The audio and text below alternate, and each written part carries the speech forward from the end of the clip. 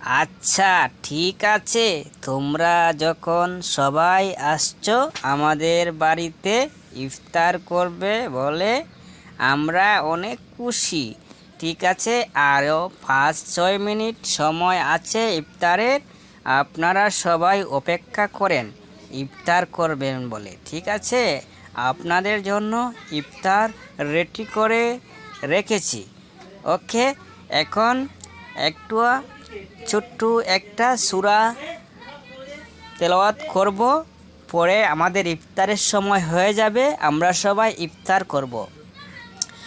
আউযু বিল্লাহি মিনাশ শাইতানির রাজিম।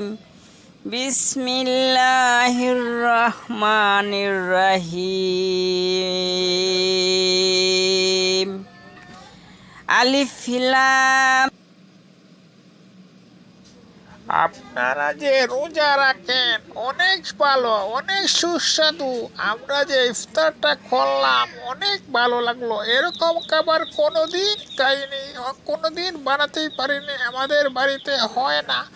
আচ্ছা, তো বলো, এই রোজা রাখলাম, ইফতার করলাম, তোমরা তো অনেক কিছু খাওয়াইলা, তে তোমাদের কি লাভ হবে? আমাদের লাভ তো অবশ্যই হবে একটা।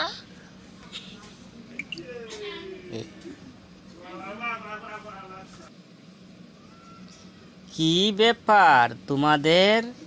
তোমরা কি রোজা রাখো না?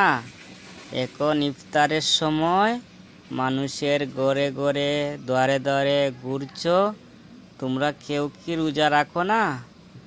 আমরা তো সবাই রোজাদার, তাই আমরা ইফতার করব বলে ইফতারের জন্য অপেক্ষায় আছি।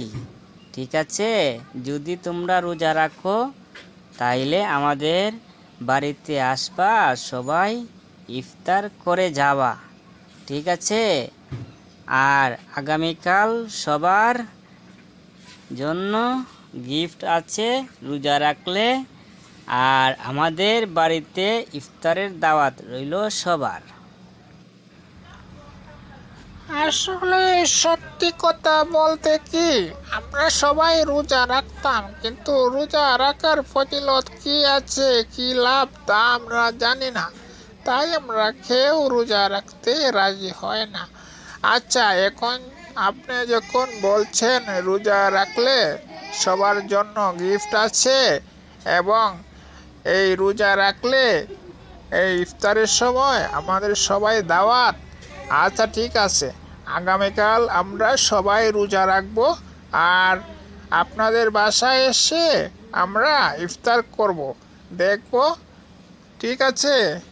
আচ্ছা ঠিক আছে, আমরা অপেক্ষায় থাকবো।